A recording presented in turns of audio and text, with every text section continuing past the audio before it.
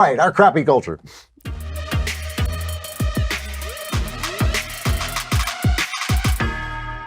So I have to talk about this story about Jeffrey Epstein, the sex-crazed billionaire who had that airplane called the Lolita Express, where underage girls would service powerful men, and where the records show that Bill Clinton flew on the plane, Lolita, of course, being the underage girl from the Nabokov novel. And Bill Clinton flew in it, I think, 26 times on the course of like a couple of weeks. There is a story now out in the Miami Herald about how Epstein was arrested and accused with basically running underage prostitutes.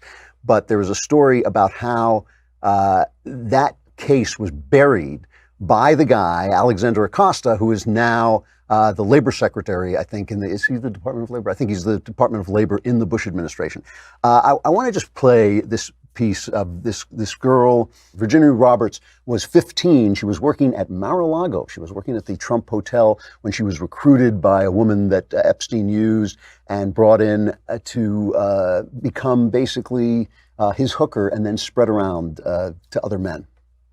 You're just thrown into a world that you don't understand, and you don't know how to, you're screaming on the inside and you don't know how to let it come out. And you just become this numb figure who refuses to feel and refuses to speak and refuses, all you do is obey. That's it. And eventually it led to, well, now we're gonna experiment and we're gonna try you with another guy and see how you go. So they sent me to an island with a professor, and I basically had to do what I did for Jeffrey for him.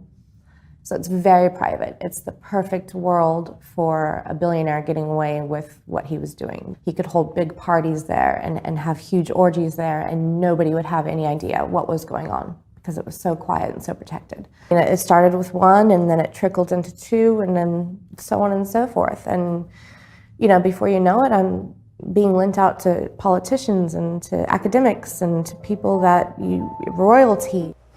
She accuses Alan Dershowitz of being one of the men. He says he denies that.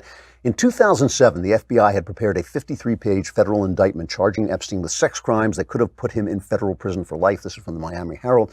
But then Miami U.S. Attorney Alexander Acosta, who is now the Secretary of Labor in the Trump administration, signed off on a non-prosecution agreement.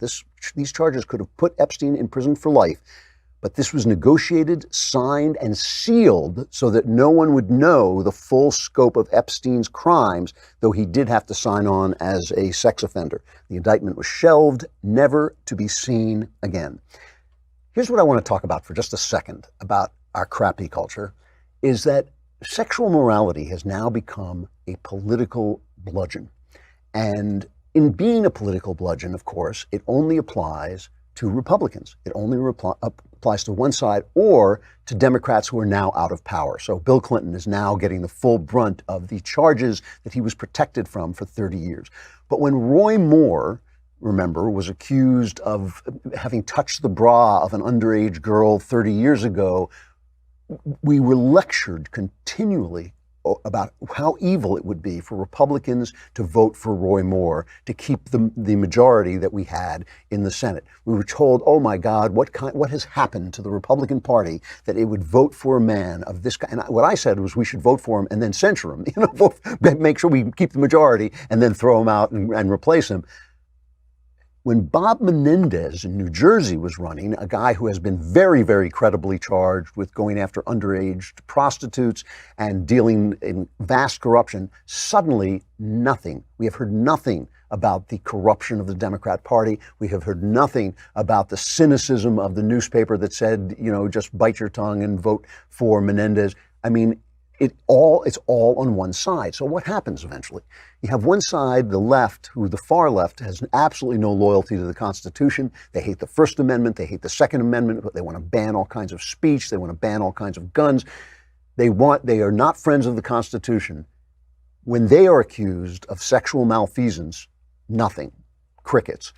The other side, with all our flaws on the right, and we have plenty of flaws, with all our flaws, we are fighting for the founding of this country, the founding principles, to keep the founding principles of this country in place.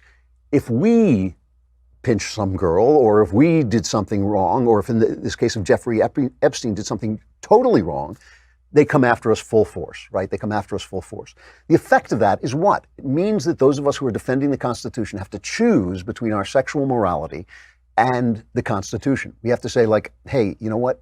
I want the majority. We have to say what the Democrats say. I want the majority in Congress. Vote for Roy Moore and then throw him out later. You know, forget about the question of sexual morality. That way, chaos lies, right? I mean, that way, there's at no point is there anyone who simply steps up and says, hey, how should we be behaving in the sack? What are the rules in a world of birth control, in a world of liberated women? What are the rules of sexuality? How are we supposed to treat each other? And how are we supposed to know when something has gone wrong?